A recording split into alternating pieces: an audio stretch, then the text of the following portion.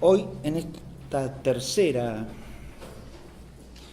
conferencia, nos toca abordar la cuestión del fin y organización de la masonería, que hemos subtitulado Planificación y ejecución del Novus Ordo Seclorum. Voy a empezar la clase con una breve recapitulación de lo que hemos visto hasta aquí, porque hay un orden temático general que conviene explicitar. Nuestra primera clase ha versado sobre la esencia misma de la masonería, es decir, trata de responder a la pregunta ¿qué es la masonería? En la segunda clase hemos abordado la problemática de sus orígenes y, por lo tanto, tanto en un sentido histórico como en un sentido teológico, lo que podríamos llamar la problemática de la causalidad deficiente, ¿sí? ¿Qué es lo que hace existir a la masonería? Esa problemática, como hemos tratado de dejar entender mínimamente la clase pasada, es compleja, ¿no? Y hay que distinguir aspectos en ella. Y hoy nos toca hablar de lo que sería la causa final. ¿Para qué la masonería? ¿Sí? Y la temática del fin la vamos a unir a la de la organización, porque la organización, por un lado, está vinculada a los orígenes, porque uno de los aspectos de los orígenes que hay que explicar es el tipo de organización que tiene, ¿no? Es uno de los aspectos que mencionamos en la clase pasada, aunque no alcanzamos a desarrollarlo, ¿no? Pero también hay que vincularla con el fin porque es instrumental al fin. Es decir, la organización es tal porque hay que cumplir tal o cual fin. Claro. Entonces, hoy aparece el tema de la organización que vamos a detenernos a considerar un poco más ampliamente desde el punto de vista de la finalidad. Ahora, ¿cuáles son los fines de la masonería?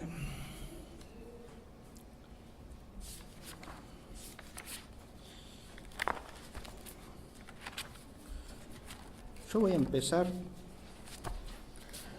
leyendo una enunciación de fines que figura en la página oficial de la Gran Logia de la Argentina. Se la buscan fácilmente en la red.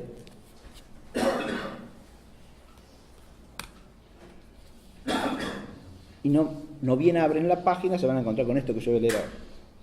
Dice, la masonería, una institución esencialmente filosófica, filantrópica y progresista. Es filosófica porque orienta al hombre hacia la investigación racional de las leyes de la naturaleza. Invita al esfuerzo del pensamiento que va desde la simbólica representación geométrica hacia la abstracción metafísica. Busca la reflexión filosófica, la penetración del sentido espiritual del movimiento de la historia. Contempla en cada tiempo histórico las nuevas inspiraciones doctrinarias y asimila de cada sistema filosófico lo que pueda significar el aporte al patrimonio de la verdad abstracta más allá del tiempo y del espacio. Es filantrópica porque practica el altruismo, desea el bienestar de todos los seres humanos y no está inspirada en la búsqueda de lucros personales de ninguna clase. Sus esfuerzos y sus recursos están dedicados al progreso y felicidad de la especie humana sin distinción de nacionalidad, razas, sexo ni religión, para lo cual tiende a la elevación de los espíritus y a la tranquilidad de las conciencias. Algunos apóstoles de la orden han expresado en frases sintéticas el espíritu ecuménico que anima a la masonería. Toda la especie humana es una sola familia dispersa sobre la faz de la tierra, todos los pueblos son hermanos y deben amarse unos a otros como tales. Desdichados los impíos que buscan una gloria cruel en la sangre de su hermano. Ramsey, 1725. Es progresista porque enseña y practica la solidaridad humana y la absoluta libertad de conciencia. La masonería tiene por objeto la búsqueda de la verdad desechando el fanatismo y abordando sin prejuicios todas las nuevas aportaciones de la invención humana. Estudia la moral universal y cultiva las ciencias y las artes y no pone obstáculo alguno en la investigación de la verdad. ¿Es la masonería una religión?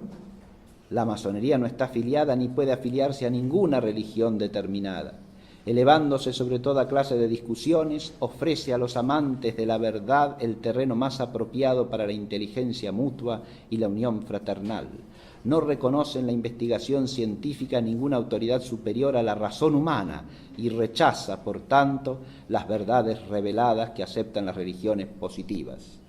Admite en su seno a personas de todos los credos religiosos sin distinción, siempre que sean tolerantes y respeten todas las opiniones profesadas, es decir, exentas de fanatismos, egoísmos y supersticiones. Hasta aquí la lectura.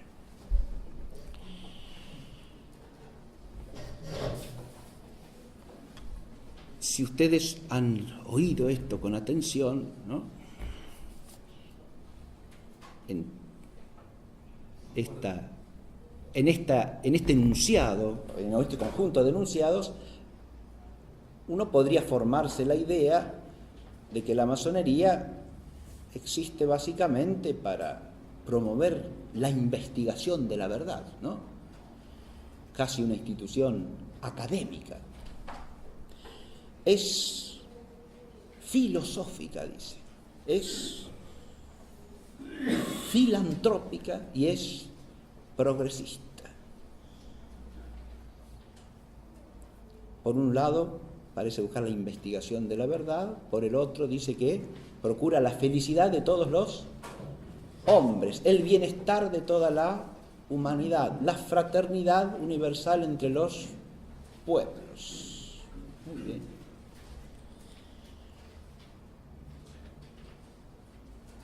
Y al final, uno va leyendo todo esto y uno puede decir, pero bueno, es un conjunto de finalidades que podría entusiasmar a mucha gente, ¿no?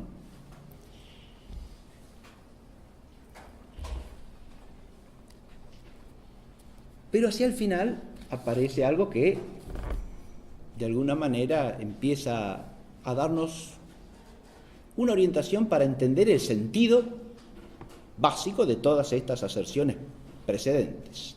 Porque al final se plantea el problema de si la masonería es o no una religión.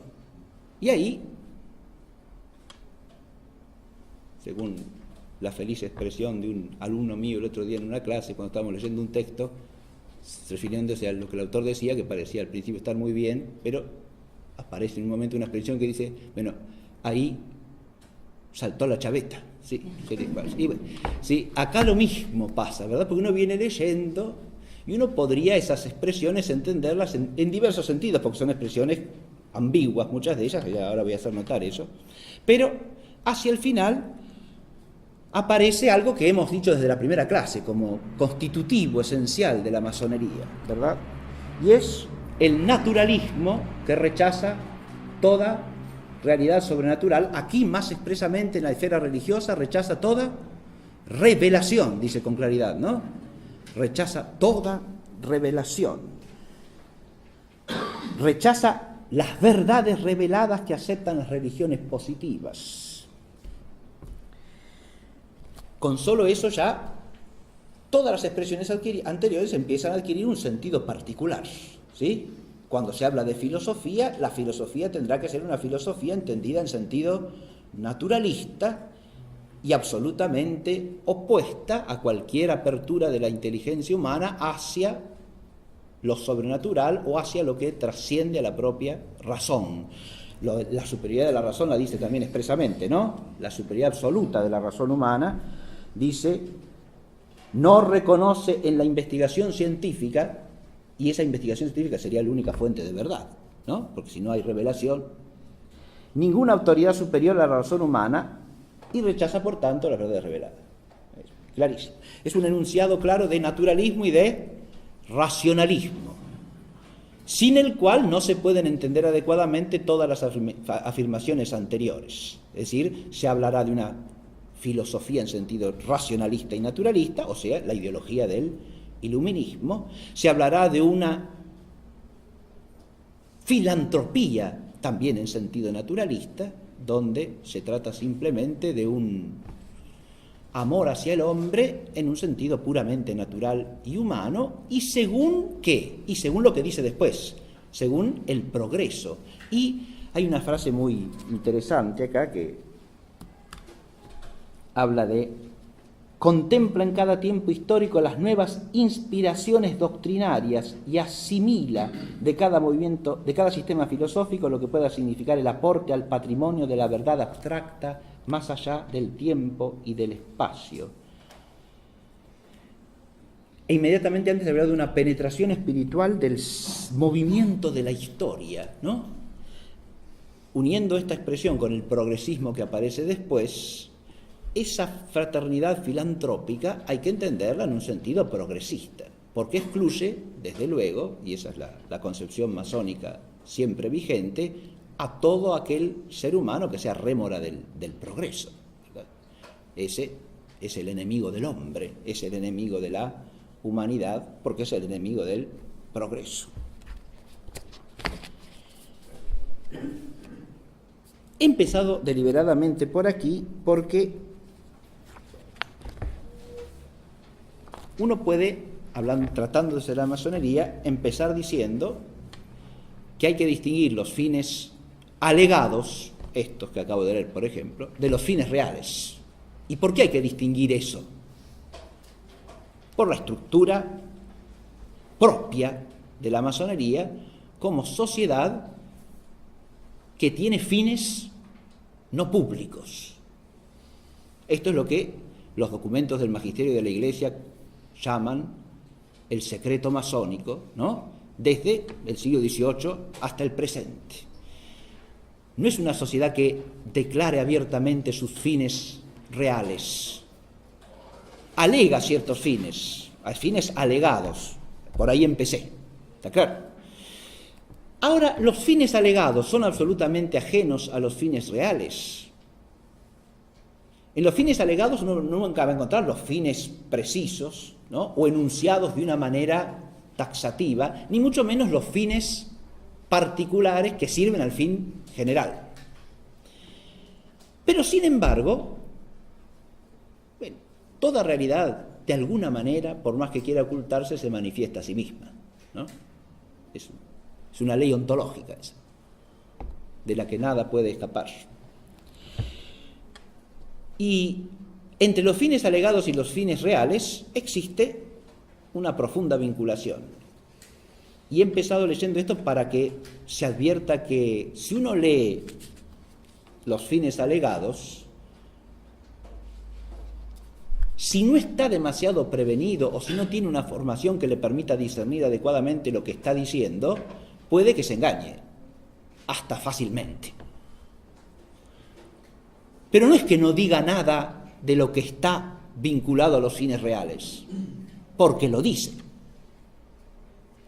Dicho de otra manera, no es un engaño total, porque está hablando en términos que son aceptables solamente para alguien que sea racionalista y naturalista, y que esté dispuesto a subordinar cualquier religión positiva a esa presunta verdad que atraviesa todos los tiempos y todos los lugares, esa verdad universal, que concibe por sí sola el movimiento de la historia, el sentido de su progreso, penetra espiritualmente ese movimiento, sabe hacia dónde marcha la humanidad, está claro, por la sola razón, lo cual muestra que cualquiera que se adhiera a esos fines está claramente fuera de la fe cristiana. Aunque más no sea para advertir eso, ya se justifica esta clase, diría yo. El fin general de la masonería, que está implícito, insisto, en los fines alegados, lo he asociado a una frase que está en el subtítulo de la clase, ¿verdad? Ahí he puesto yo planificación y ejecución del Novus Ordo Seclorum. Esa expresión latina la pueden leer ustedes en este emblema que ven ahora en la pantalla, que quizá alguno de ustedes cuya procedencia quizá alguno de ustedes ya haya reconocido, ¿verdad? Porque esto se encuentra en los billetes de $1, se encuentra en muchos documentos oficiales norteamericanos, porque es el sello oficial de los Estados Unidos de Norteamérica, ¿sí? Ustedes ven ahí la pirámide, ¿no? Coronada con el ojo de la providencia o de la sabiduría divina. En la base de la pirámide se lee el año 1776, ¿no? Año de inicio de la Revolución de la Independencia norteamericana. Arriba se lee annuit ceptis, ¿sí? Expresión latina que, traducida literalmente, sería algo así como favorece a las cosas comenzadas o las cosas iniciadas, favorece nuestras empresas. El sujeto tácito de la frase, puesta como está allá arriba, parece ser la divinidad que rige el universo, ¿no? Que favorece sus emprendimientos, ¿no? Y abajo estaría cuál es ese emprendimiento. Y ese emprendimiento es el Novus Ordo Seclorum, el nuevo orden de los siglos.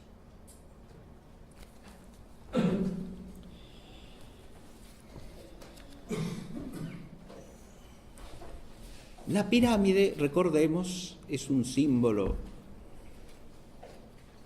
arquitectónico y al mismo tiempo sapiencial en la masonería. Remite a la sabiduría del antiguo Egipto, ¿verdad? Cuyos sabios constructores tenían tanta sabiduría oculta que eran capaces de hacer estos monumentos, ¿verdad? Esa sabiduría es presuntamente la que está en la raíz de toda la sabiduría racional de los masones, ¿no? Que se ha transmitido a lo largo de siglos. Esto lo explicamos la clase pasada en alusión a los orígenes alegados por los propios masones, ¿no? Pero además es símbolo de la construcción, como dije, ¿no? De la edificación. Implica un arquitecto y unos constructores. Esa simbología está en la misma palabra masón, ¿no? El obrero constructor. Pero como también explicamos en la primera clase, no se trata obviamente de una construcción material, se trata de la construcción ¿de qué?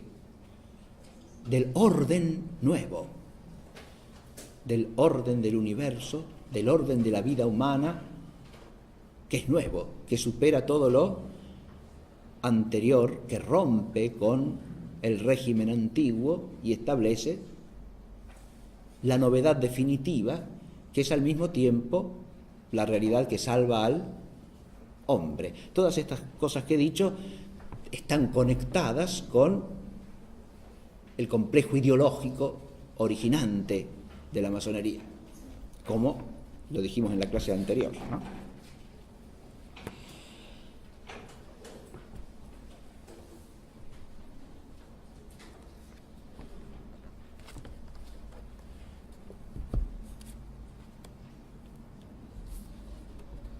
Si uno quiere asomarse de alguna manera a este nuevo orden a través de algún texto que permita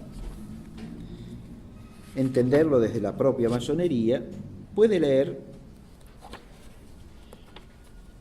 yo veré nada más que un pasaje, un documento que alega Monseñor Meren en el simbolismo de la masonería, en su obra La masonería, y que introduce con el siguiente pasaje. Paul Rosen publica en su libro El enemigo social, Enfrentadas, la instrucción dada al general Garibaldi. Se refiere al italiano Garibaldi, ¿no es cierto? Durante la llamada unificación italiana, ¿no? Y la de Su Alteza Real el Príncipe de Gales. La cínica sinceridad de la primera solo es igualada por la hipocresía descarada de la segunda. Ese es el comentario de Meren, ¿no? A continuación damos un extracto del primero de ambos documentos, o sea, la instrucción dada a Garibaldi,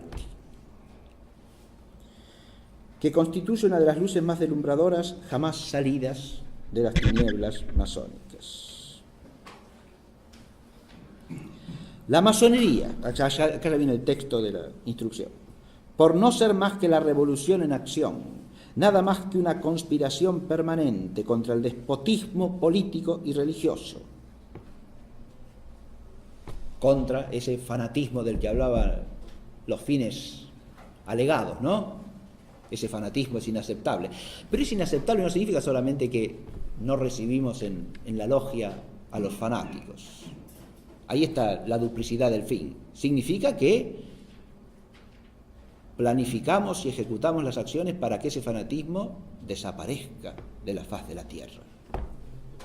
Y ahí está la función edificadora, ¿no? En aplicación de esa sabiduría universal y perenne.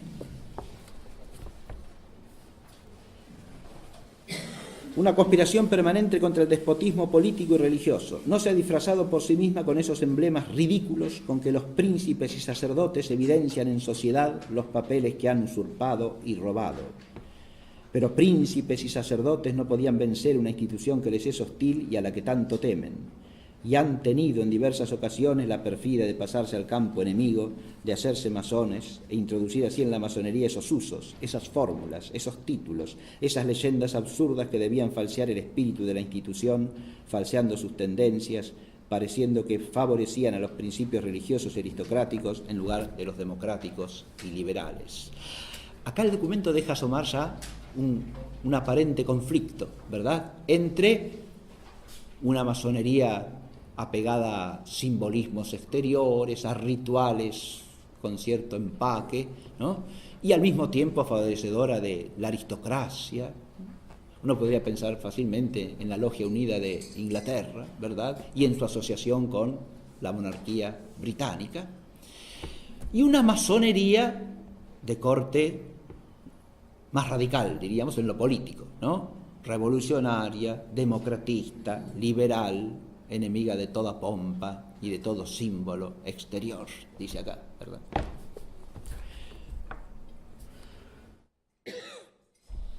Dijimos en clase anterior que esas dos vertientes de la masonería remontaban o rastreaban su origen hasta divergencias en la ideología del neojoaquinismo, ¿verdad?, o del joaquinismo secularizado. Es un tema interesantísimo porque ya en el siglo XVII se ven cómo se van perfilando dos concepciones de la edad nueva y definitiva de la humanidad, una teñida de un fuerte ingrediente de radicalismo político-social y otra más bien espiritualista, simbólica y con pretensiones místicas y religiosas, ¿sí? Y esa doble vertiente va a circular a través de la masonería hasta el día de hoy, ¿sí? Y muchos conflictos internos de la masonería se explican de eso, pero al mismo tiempo le permite al conjunto institucional de la masonería como realidad histórica tener varias cabezas, ¿no? Y el fin inmediato que no se alcanza por una, se alcanza por la otra, ¿verdad? Se cubren distintas realidades. Ahí aparece, fíjese, la imagen de la bestia de muchas cabezas que vimos la clase pasada, ¿no es cierto? Pero de este texto voy a limitarme a leer algo que tiene que ver directamente con la finalidad de la institución.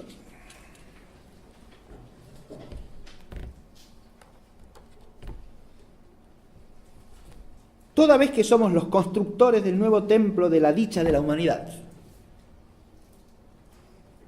Fíjate que esto lo único que añade a lo que leímos del fin alegado es somos los constructores. ¿Está claro? No que buscamos, procuramos como una asociación de buenos amigos la filantropía para con todos. Somos los constructores, dice acá, ¿no? Somos los constructores del nuevo templo de la dicha de la humanidad. Y toda vez que para construir es preciso antes demoler, para poder destruir el estado actual hemos suprimido la enseñanza católica y el derecho de gentes. Tras haber derribado el poder temporal del Papa, nuestro infame enemigo mortal, con el concurso de Italia y Francia, debilitaremos a esta última a pozo de su poder espiritual con el concurso de nuestra potencia y la de Alemania. Acá ya aparecen una estrategia determinada en un contexto histórico preciso, ¿no? Y un día vendrá en que tras la división integral de Europa en dos imperios, el alemán de Occidente y el de Rusia en Oriente, la masonería los unirá en uno solo, con Roma como capital de todo el universo. Solo nuestro jefe supremo reinará sobre el mundo y sentada en las gradas de su trono, la masonería compartirá con él la omnipotencia. Si grande y deslumbrador es este fin supremo que hemos hecho lucir ante tus ojos, grandes y pacientes habrán de ser las obras y esfuerzos necesarios para alcanzarle.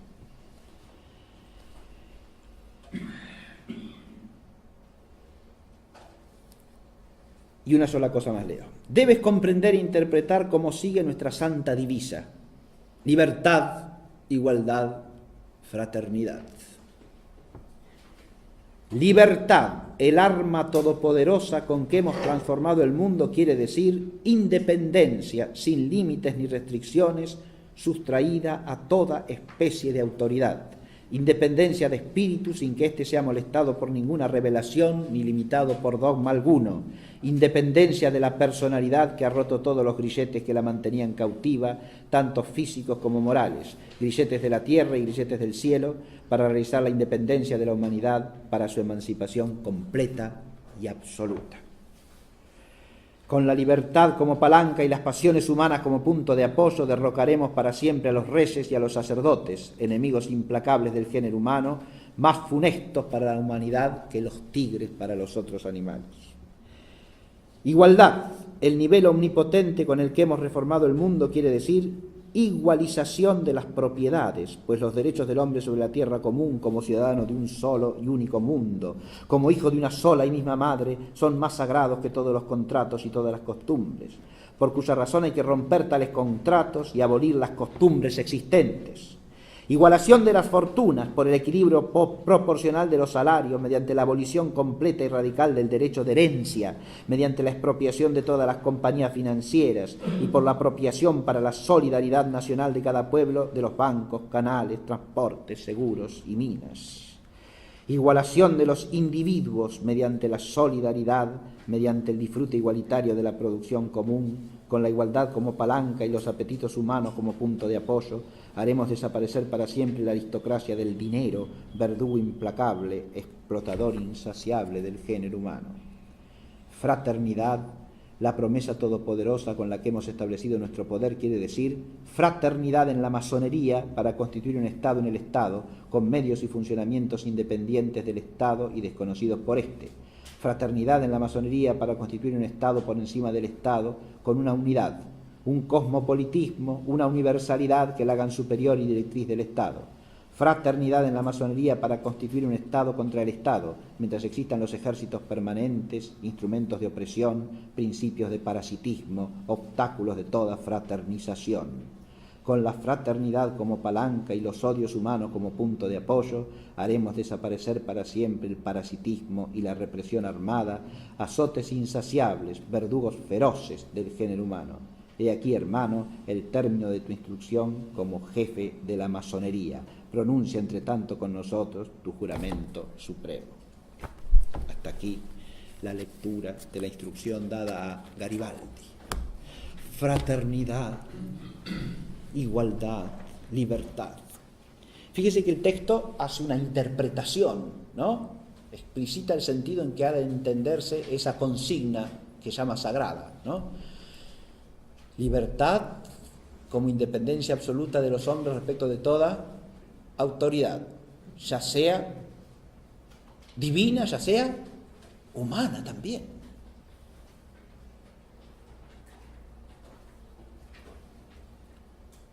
Igualdad absoluta, una igualdad en la que aparecen expresiones de fuerte tono socialista, ¿no? Comunista, supresión de la propiedad privada, estatización de las grandes empresas y de la gran banca, ¿verdad?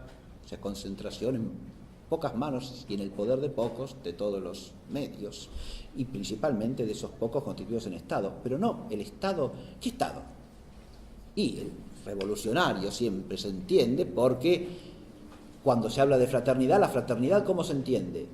Es la fraternidad entre los masones para constituir un Estado dentro del Estado, un Estado por encima del Estado, un paraestado universal que de alguna manera construye la historia de todos los estados, de todas las naciones, de todos los hombres. Por acá ya vemos una explicitación más clara del fin general de la masonería, ¿no? Construir el nuevo orden de los siglos. Como dice expresamente este documento, construir el nuevo templo de la dicha de la humanidad.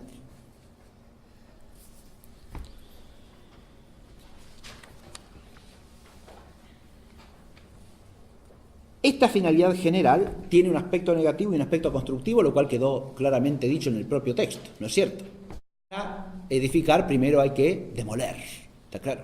Hay que barrer con lo que existe y edificar a partir de allí. Fíjense que esta concepción explica perfectamente el arquetipo de la revolución, que es la Revolución Francesa, ¿no es cierto?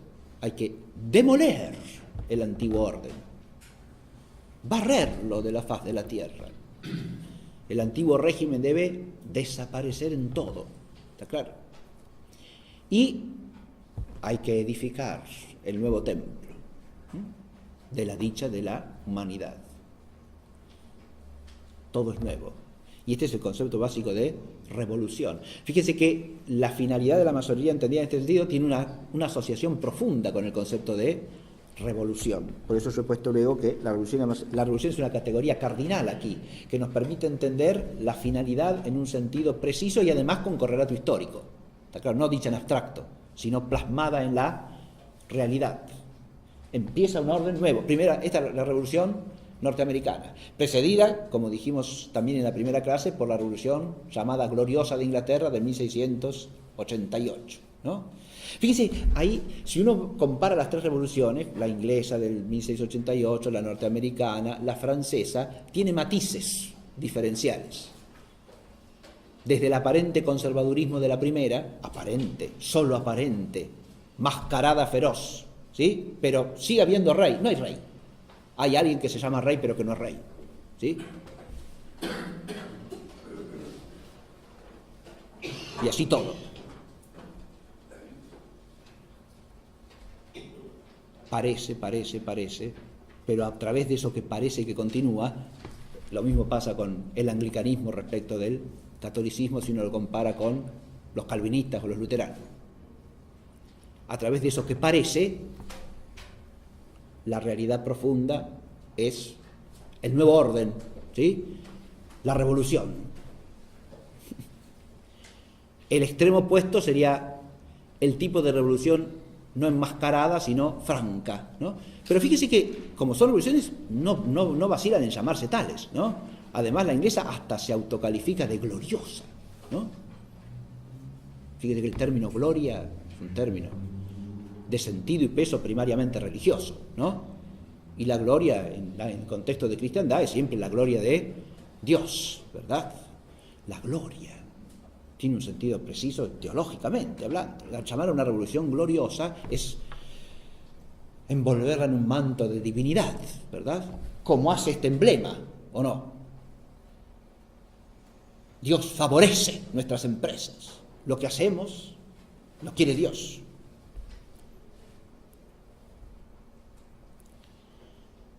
La revolución norteamericana ya tiene un aspecto más radical que la inglesa. Entre otras cosas porque es de independencia. Independencia. Fíjese, la libertad del lema sagrado la interpreta el documento masónico a partir de independencia, ¿no? No dependencia. No se trata de la libertad en sentido propio, como ejercicio del libre arbitrio, ni tampoco, mucho menos, de la libertad cristiana como liberación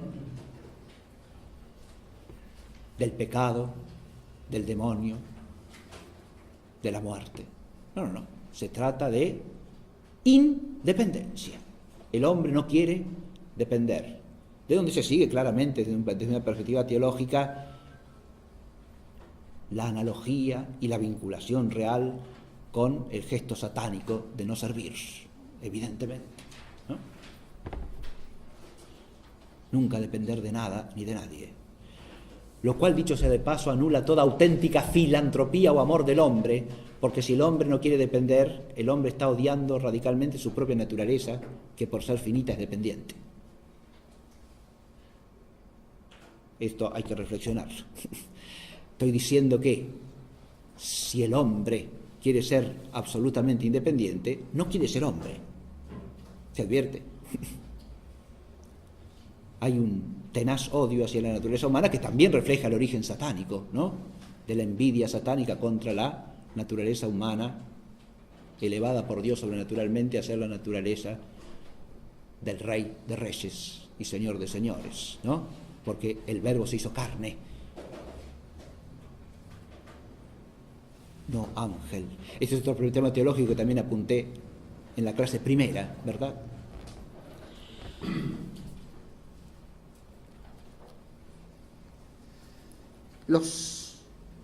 La finalidad general de construir el nuevo orden de los siglos, hoy día, desgraciadamente, parece haberse hecho una especie de lema o concepción generalizada que a todos nos parece normal. La oímos repetida por todos lados y hay que cooperar al progreso de la humanidad, por ejemplo. Hay que cooperar a la paz mundial, entendida quién sabe cómo, ¿sí? No como la tranquilidad en el orden auténtico, sino como el establecimiento del nuevo orden, ¿no? Para el cual se justifica hacer cualquier guerra, por otra parte, ¿no? Como decía ya Thomas Paine, que es uno de los grandes ideólogos del iluminismo del siglo XVIII, personaje interesante, ¿no? Thomas Paine dice: las únicas guerras que están justificadas son las guerras que se hacen para la libertad propia o de otros. Una concepción masónica, ¿está claro? Si usted, la libertad entendida como hemos oído recién, entonces si usted quiere establecer la libertad, quiere decir acá la independencia del hombre respecto del Dios verdadero y respecto de cualquier autoridad humana que dependa de la de Dios. Por eso hay que abolir también la ley natural, lo dice el documento, ¿no? Porque esa en realidad se funda en Dios. Esa no, esa nunca la busca la masonería. La masonería sistemáticamente busca una ley establecida solo por el hombre y no puede procurar otra cosa. Y no puede dejar de barrer la ley natural, porque la ley natural es señorío de Dios sobre el hombre, es dependencia. No es una ley que pone el hombre, que establece el hombre, es una ley que el hombre reconoce, pero que le está dada por un legislador que lo trasciende. Dependencia, no señor. Independencia, que eso viene a significar libertad, ¿no? No dependencia. Pero este fin general implica múltiples fines estratégicos, he dicho. Múltiples fines estratégicos quiere decir que, bueno, tenemos fines que cumplir en muchos lugares, en muchas instancias históricas distintas, ¿sí? Será esta revolución aquí, destruir esta monarquía en este momento, destruir esta otra en este momento, hacer saltar el imperio español por en otro momento, etcétera, etcétera, ¿no? Sí. Y son finalidades precisas en la marcha de la historia. Como en la primera clase yo aludí al hilo conductor que unía tres conmemoraciones, ¿no? 1517, 1717, 1917, voy a leer brevemente en referencia a una finalidad estratégica particular, una referencia que aparece en la obra de Michel Dugas-Ruyer, que constituye una biografía de Carlos de Habsburgo y se llama Carlos de Habsburgo, el último emperador, ¿sí? Y en esta obra de Dugas-Ruyer podemos leer lo siguiente. Está hablando del comienzo del año 1914. Después de la cena, Francisco Fernando, que ustedes saben es el archiduque que fue asesinado en Sarajevo, ¿no? Tomó parte a Carlos y le dijo: estoy convencido de que voy a ser asesinado. La policía está al corriente.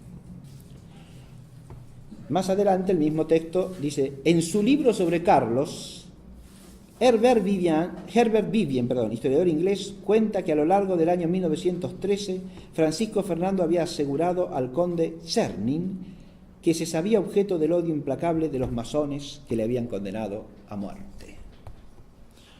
O sea, hay un testimonio de que él dijo que lo iban a asesinar. Y hay un autor que refiere que Francisco Fernando le habría dicho al conde Czernin que estaba seguro que lo iban a matar porque la masonería lo quería. Muy bien. Y ahora leo la nota que se refería a esto que acaba de decir. Hecho desconcertante, la Revue Internationale des Sociétés Secrètes, Revista Internacional de las Sociedades Secretas, del 15 de septiembre de 1912. 15 de septiembre de 1912. Había anunciado la condena a muerte del archiduque Francisco Fernando. Esta publicación revelaba las conclusiones de la Convención Masónica del otoño de 1911. Durante los meses que precedieron a la guerra, el coronel House, ya lo nombramos en la primera clase no sé si lo recuerdan, pero es el que interviene para que Trotsky pueda salir de Nueva York y llegar sano y salvo a Rusia para ser una de las cabecillas de la revolución comunista, ¿no? Secretario del presidente Woodrow Wilson. Durante los meses que precedieron a la guerra, el coronel House, consejero íntimo del presidente Wilson, había vaticinado el asesinato de Francisco Fernando. House era discípulo de los Masters of Wisdom. En 1919 fundó en París el Consejo de Relaciones Extranjeras. La guerra de 1914 había sido anunciada en documentos masónicos, en particular en la revista mencionada más arriba. Entre los objetivos de esta guerra, están anunciando un asesinato y una guerra antes de que acontezca. Pues cuando uno habla de planificación y ejecución de un orden, está hablando de acciones concretas que llevan a la transformación de la realidad, ¿no? Hay que demoler y hay que edificar el nuevo templo. ¿Está claro?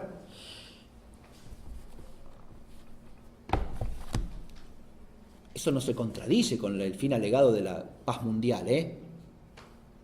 Porque la paz mundial se construye así.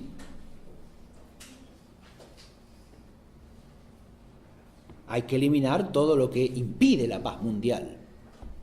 Y entonces vendrá la paz mundial.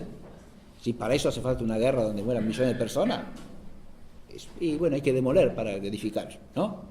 Sí, señor.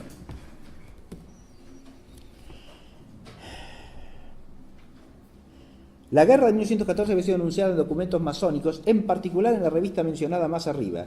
Entre los objetivos de esta guerra declarada anticipadamente figuraban la destrucción de Austria-Hungría como potencia católica, fin logrado, la eliminación de la dinastía de los Hohenzollern, fin logrado, y la creación de nuevos estados en Europa Central, fin logrado, así como la Revolución Rusa, también.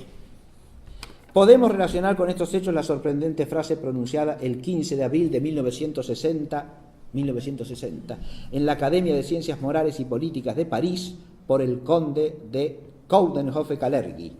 La caída del imperio de los papas ha permitido el nacimiento de la idea de una federación europea laica. Llámenla Unión Europea, llámenla como quieran.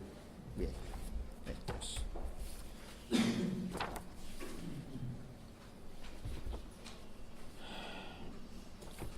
Vamos a decir algo brevemente sobre la organización, ¿sí? Porque para planificar y ejecutar estos fines estratégicos concretos hace falta una organización, obviamente. Hay que contar. No es una institución meramente de gente que se reúne a charlar y a investigar a ver cuál es la verdad. No, señor. Hace falta una.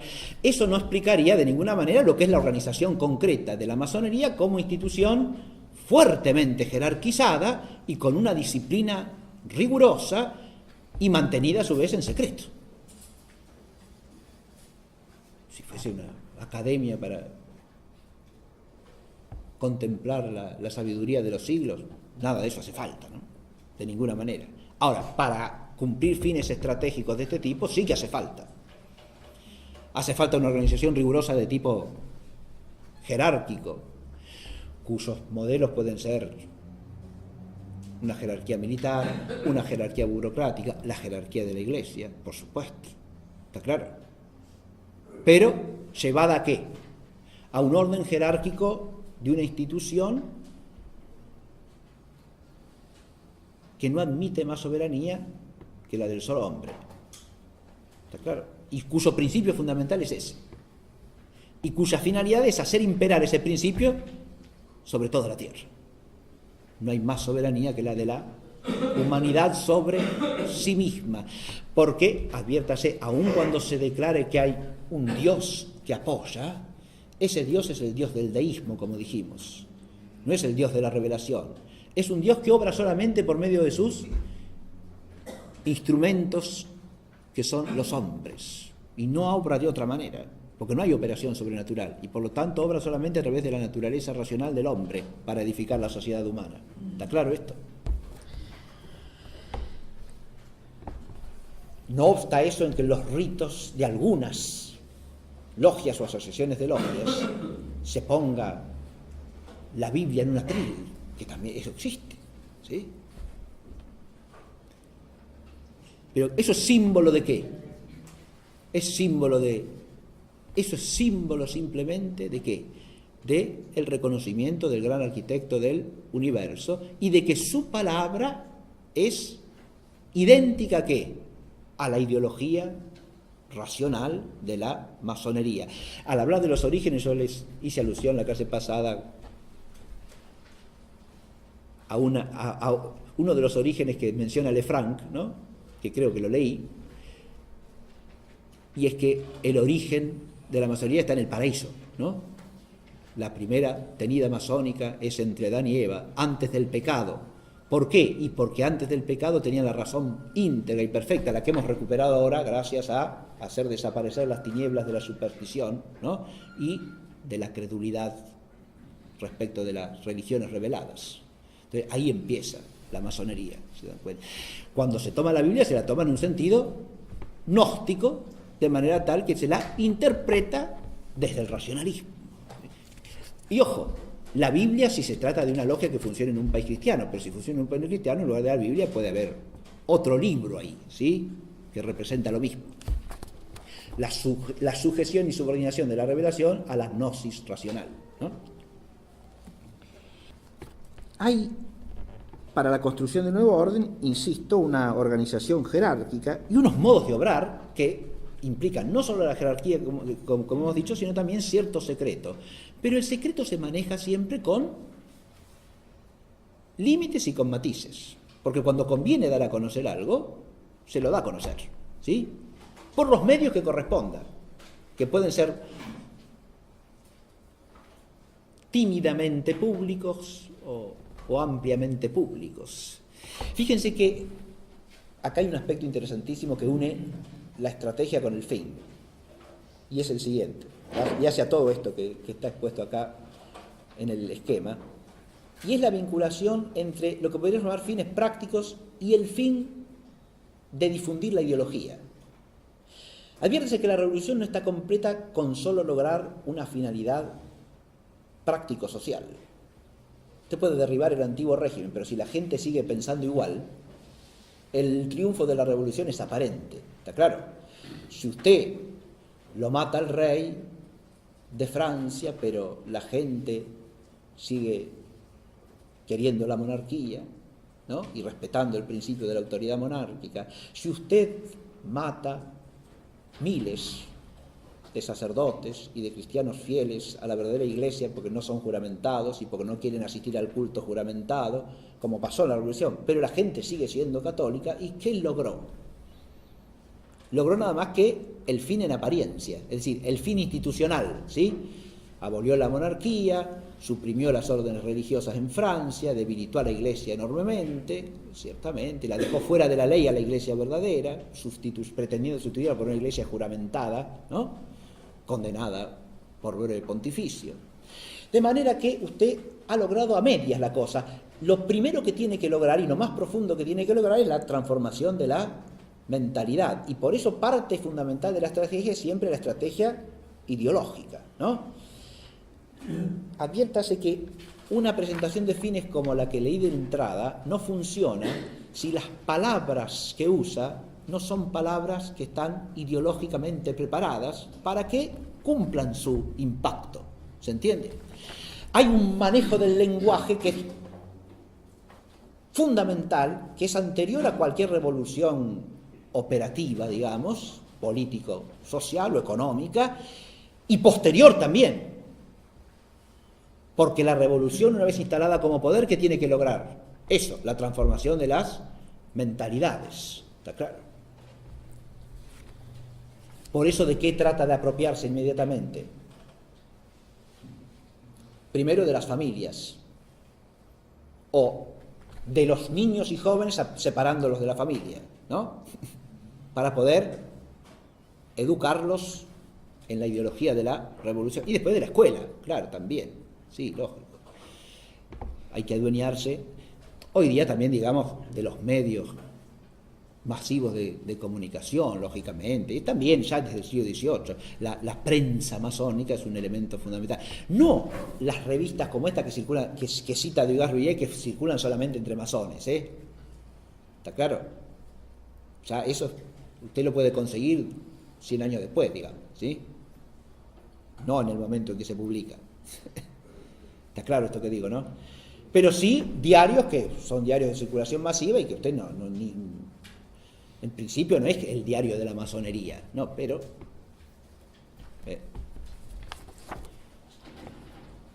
sostiene los principios de la masonería y defiende las causas de la masonería. No es un diario de la masonería, pero sí. Cuando uno habla de la organización, voy a distinguir solamente lo más importante acá. Hay un aspecto de la organización que es distinguir tipos de institución masónica, ¿no? Están las logias propiamente dichas, que es la institucionalidad nuclear de la masonería, integrada por los masones, ¿no? Las logias. Las logias se asocian en grandes logias. Ahí ya tenemos un principio jerárquico, ¿no? Las grandes logias unidas, o los grandes orientes, ¿no? No solo establecen finalidades y dictan órdenes a las logias inferiores afiliadas, sino que además controlan su fiabilidad y su admisibilidad. ¿Está claro? Es decir, la logia, no sé, esta, ¿no? Gran Logia de la Argentina, ¿no? Esta Gran Logia de la Argentina une logias locales. ¿Está claro? Como puede ser una que está en La Plata, otra que está en Mar del Plata, otra que está en Rosario, o sea, Buenos Aires. Bien. Es la Gran Logia de la Argentina.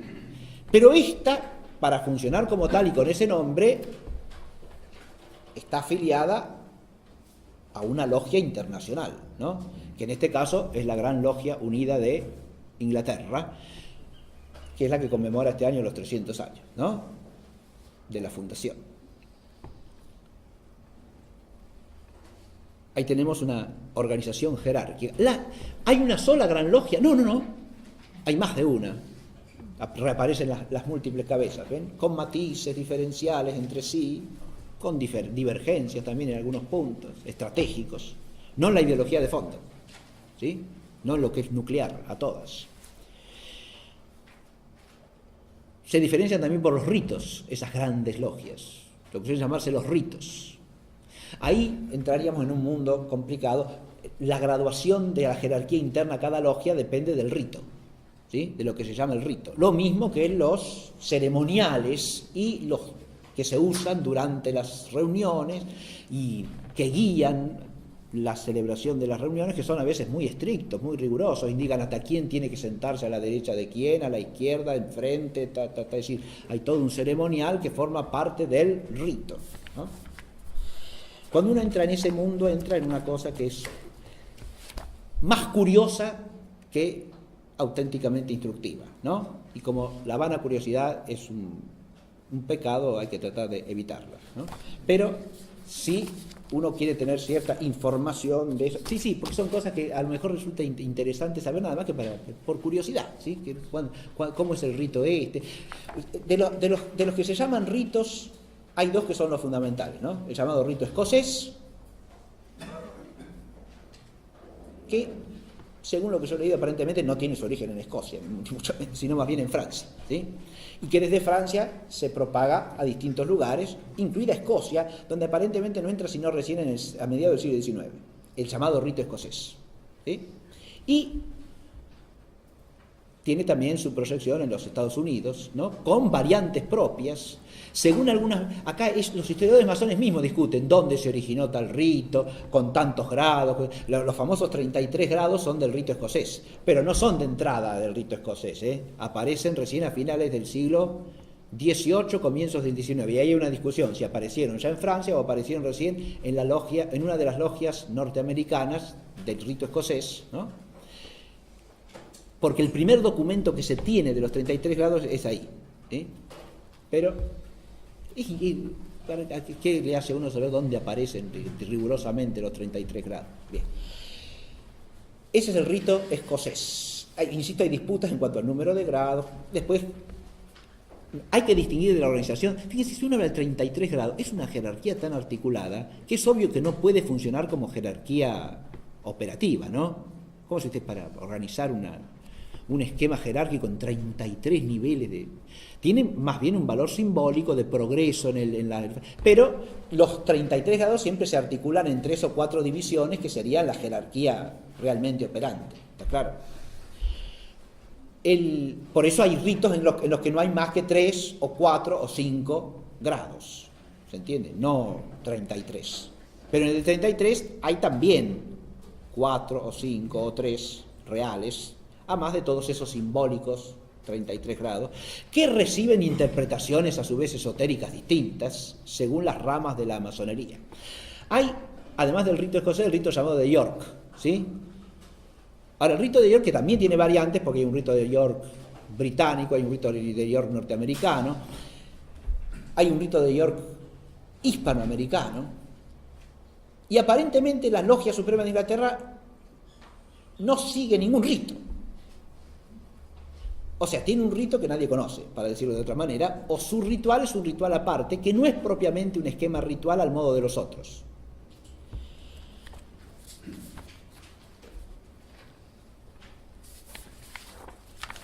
Voy a leer una sola cosita con respecto a los ritos, porque me pareció interesante como ejemplo de la complejidad de los rituales y al mismo tiempo del valor simbólico que tienen para los propios masones, ¿no?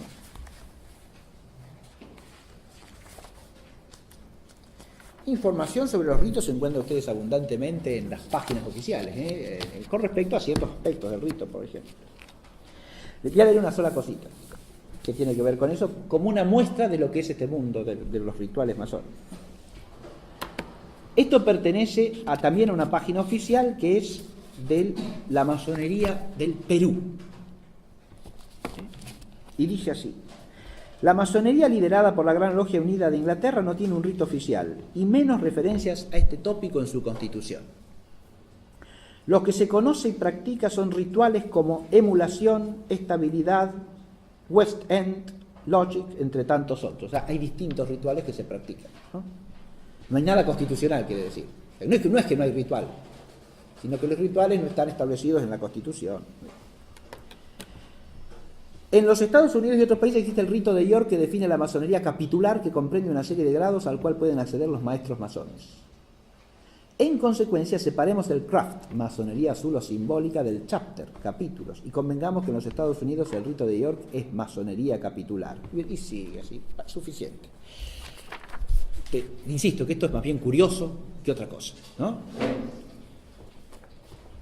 Pero además de las logias masónicas propiamente dichas, y esto sí es importante históricamente distinguirlo, hay asociaciones que no son logias masónicas, que son asociaciones que podríamos llamar paramasónicas o paralelas, y que sin embargo tienen importancia táctica. ¿Por qué? Porque sirven de instrumentos, ya sea para la penetración ideológica de la masonería, ya sea como instituciones reclutadoras o previas al reclutamiento, ya sea como instituciones que ejecutan aspectos de cierto plan. Y ahí es donde tenemos que inscribir las llamadas logias operativas, ¿no? Estas abundaron en ciertos contextos históricos. Cuando se habla de nuestra historia, suele hacerse alusión a la llamada Logia Lautaro, ¿no? La Logia Lautaro nunca fue una logia masónica, en sentido propio, ¿está claro? No era una logia integrada por masones y afiliada a una gran logia, no era eso. Pero sí era una logia operativa, es decir, una agrupación de personas que se comprometían a cumplir ciertas finalidades precisas. En ese caso, luchar por la independencia de las provincias de los reinos de Indias, ¿sí? Además de las logias operativas están los llamados clubes, ¿no? Y los clubes tenían mucho que ver con la difusión de la ideología masónica, ¿no? Los clubes pulularon, por ejemplo, en Francia en el siglo XVIII. Si ustedes van al libro de Baruel y Memorias para la historia del jacobinismo, encontrarán una larga lista de los clubes que funcionaban en todas las ciudades importantes de Francia en el siglo XVIII. Impresionante, ¿está claro? Y esos clubes hasta estaban de moda socialmente, ¿me entiende? Iba la gente elegante, y claro, era una cosa así. Se reunían ahí, tomaban algo, comían algo un ratito, ¿sí? Las personas interesadas a veces en ir directamente a la organización y ejecución de la revolución manifestaban desprecio por los clubes, ¿no? Los clubes se va a perder el tiempo, ¿no? Claro, ¿por qué no? El club era como una especie de lugar donde se intercambiaban ideas, se tanteaba a las personas, está claro, y se divulgaba la ideología de una manera laxa, diríamos, ¿no? Otra cosa son lo que podrían llamar instituciones análogas o preparatorias, que pueden ser de carácter filantrópico o también de carácter académico, ¿sí?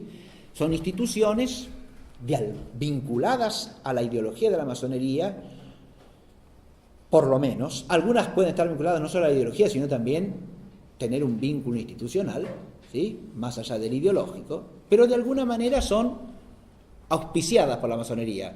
Una manera concreta de auspiciarlas es, por supuesto, la financiación, ¿no? Obtenida por medio de la banca asociada a la masonería. Eso ya es otro instrumento operativo, ¿sí? Porque obviamente para organizar grandes proyectos se necesita financiación, ¿verdad?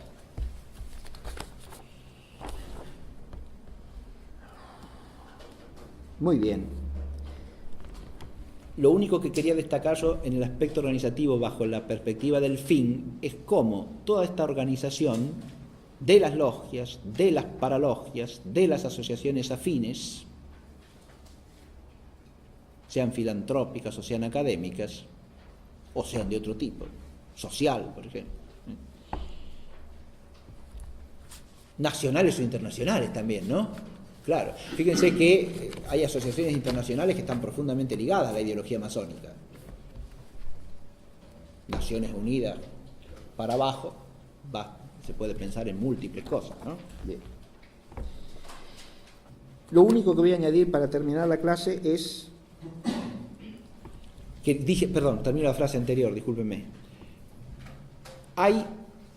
Quería destacar que toda esta organización es una organización funcional a la finalidad. ¿Está claro? Es decir, se explica solo en la medida en que es funcional a la proyección y ejecución de la edificación del nuevo orden, ¿verdad? En sí misma también tiene valores simbólicos, ojo, y los valores simbólicos no son deleznables ni mucho menos menospreciables, porque el hombre es un ser que vive de símbolos, ¿sí? De manera tal, esto es un símbolo, ¿no? La masonería tiene muchos símbolos, y símbolos que tienen eficacia y presencia histórica. La capital de esta nación está llena de símbolos masónicos, ¿no?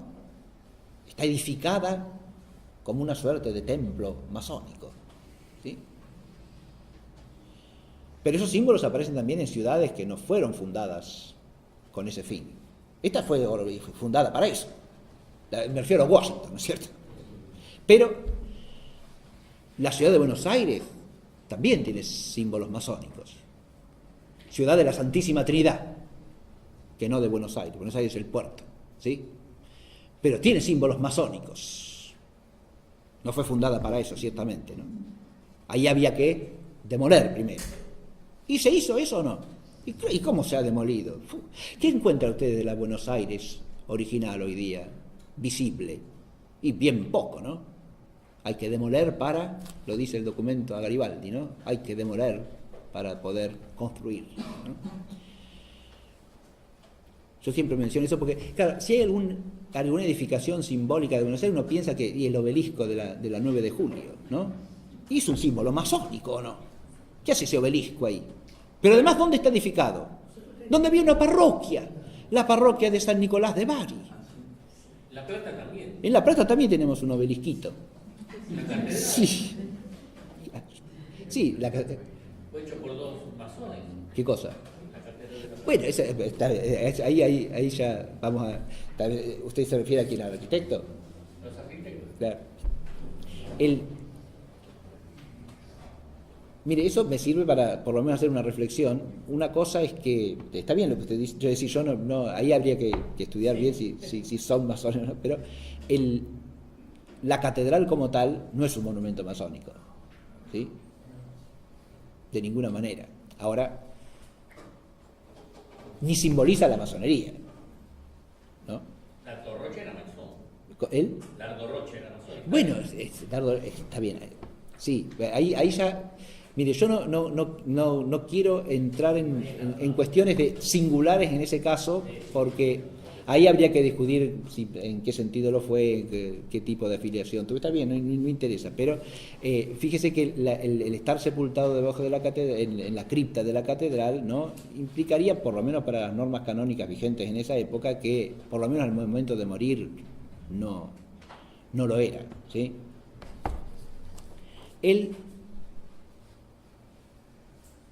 Pero lo que quería hacer alusión es que a que hay símbolos visibles. El obelisco no es el primero de Buenos Aires, en ese sentido, porque en la Plaza Mayor de Buenos Aires, ya en el primer aniversario de la Revolución de Mayo, se hizo una pirámide. ¿Qué es eso? ¿A cuento de qué? Hay una pirámide en la Plaza Mayor de la ciudad de Buenos Aires.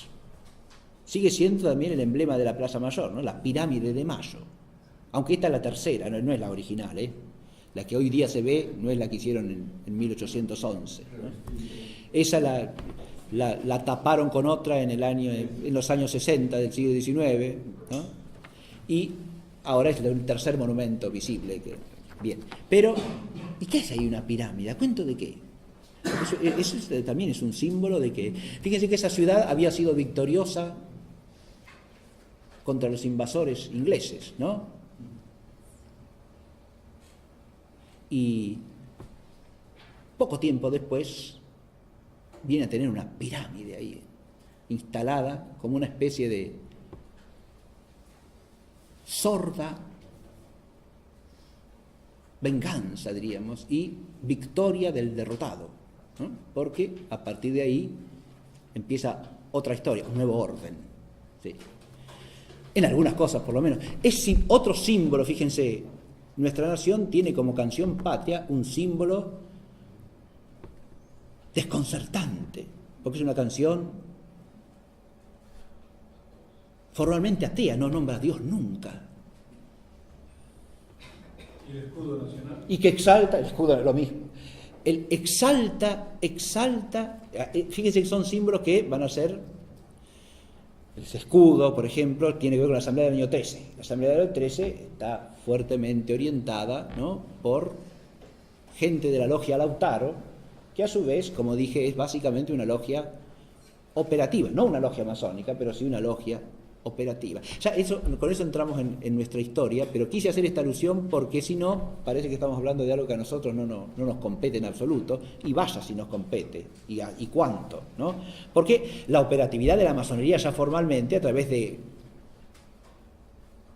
conspicuos miembros suyos, ya la tenemos instalada en otra época de nuestra historia, más claramente, como son los años 60, 70, 80 del siglo XIX, en los cuales ya hay proyectos de ley claramente auspiciados por la masonería y llevados a la victoria en las cámaras por la propia masonería y bajo su influjo, ¿no? Como pueden ser la ley de registro civil, la ley de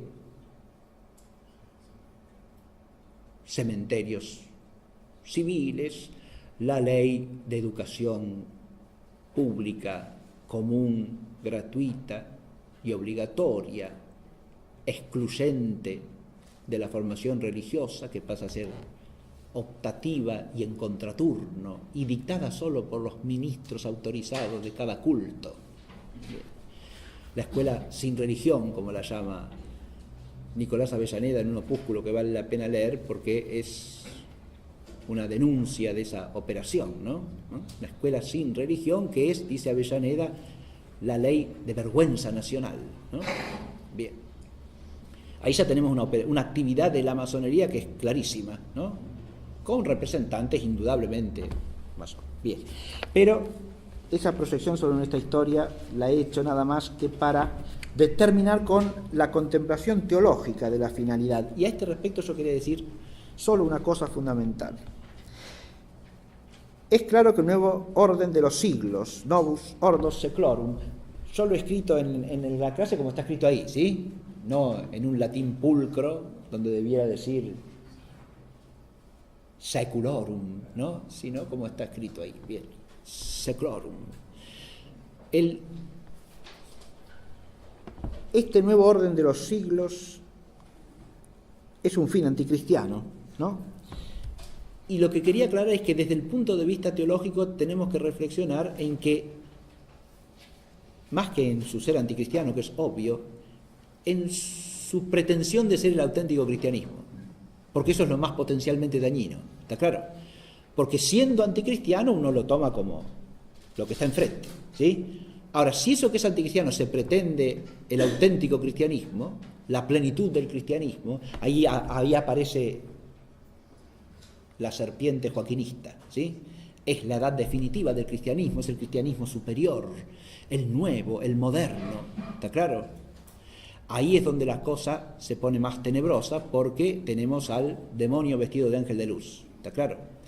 Pero esto está teológicamente advertido también, ¿no? Es lo que hace el demonio, ¿o no? Aparecerse como tal, ¿no? Como ángel de luz. Y entonces las tinieblas se llaman luz, que es lo que traté en la primera clase, ¿no? El siglo de las tinieblas debe llamarse el 18, no, el siglo de las luces.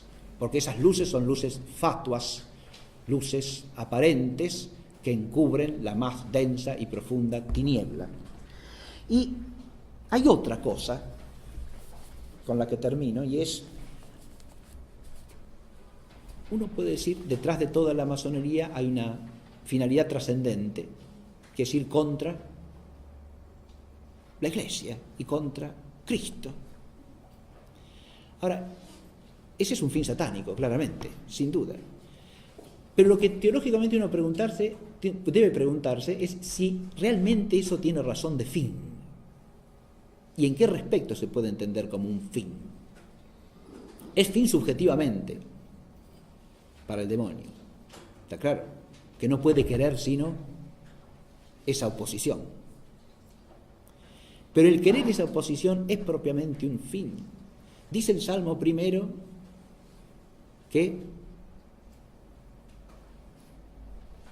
la vía o el camino de los justos llega a su término, pero el camino de los pecadores, la expresión hebrea se puede traducir como no tiene fin,